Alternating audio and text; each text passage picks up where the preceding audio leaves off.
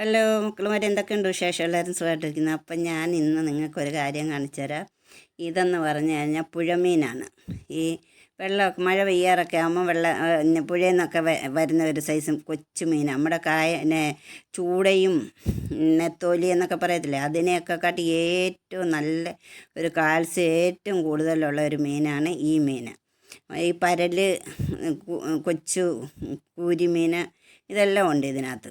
അപ്പോൾ ഇതെല്ലാം വെട്ടി തേച്ച് കഴിഞ്ഞ് നല്ല വൃത്തിയായിട്ട് ഉപ്പൊക്കെ ഇട്ട് തേച്ച് എടുത്ത് കഴിഞ്ഞാൽ നല്ല അടിപൊളി നമ്മൾ കപ്പയ്ക്കൊക്കെ കറിയായിട്ട് ഉപയോഗിക്കാൻ.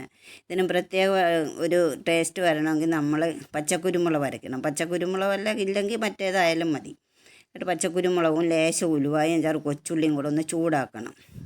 ചൂടാക്കിയതിന് ശേഷം അതെല്ലാം മിക്സിയുടെ ജാറിൽ അരച്ചുകൊണ്ട് വെച്ചിട്ട് ചട്ടി അടുപ്പിൽ വെച്ച് കടുക് വറക്കാനായിട്ട് എണ്ണയൊക്കെ ഒഴിച്ച് എല്ലാം ഇട്ടതിന് ശേഷം നമ്മൾ മുളക് പൊടിയും മഞ്ഞൾപ്പൊടി, പിന്നെ നമ്മൾ മല്ലിപ്പൊടി ഇത്രയും കൂടെ അങ്ങോട്ട് ചൂടാക്കിയിട്ട് ഇതും അങ്ങോട്ട് ഒഴിച്ചു കൊടുത്ത് ഇതെല്ലാം തിളച്ച് കഴിയുമ്പോൾ നമ്മൾ മീനെല്ലാം പിറക്കി ഇട്ട് കൊടുക്കുക.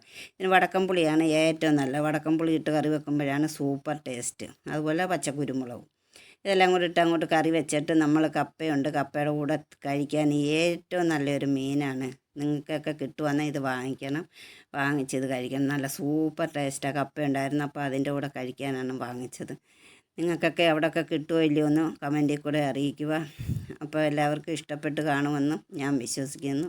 ഇഷ്ടപ്പെട്ടാൽ ലൈക്കും ഷെയറും സബ്സ്ക്രൈബും ചെയ്യുക. നല്ല സൂപ്പറാണ്. എല്ലാവർക്കും ടാറ്റാ.